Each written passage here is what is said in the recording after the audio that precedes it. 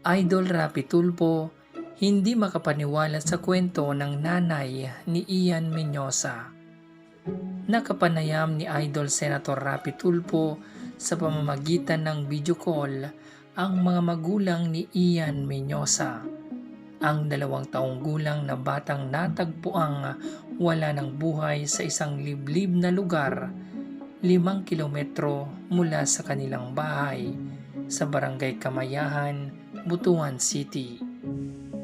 Ayon sa ina ng bata na si Wilma Menyosa, iniwan lang niya saglit ang anak sa loob ng bahay habang nanonood ng cellphone at nagwawalis naman siya sa kanilang bakuran.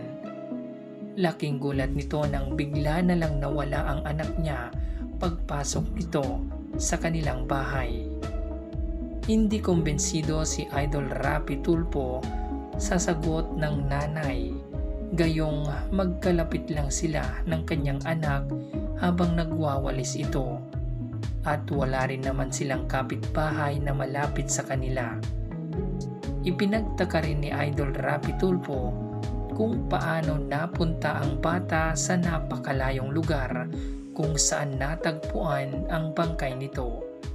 Samantala, inaantay na ang resulta ng autopsy para mabigyang linaw kung ano ang naging sanhi ng pagkamatay ng bata. Sa ngayon, blanko pa rin ang mga otoridad kung sino ang responsable sa nangyari kay Ian Menyosa.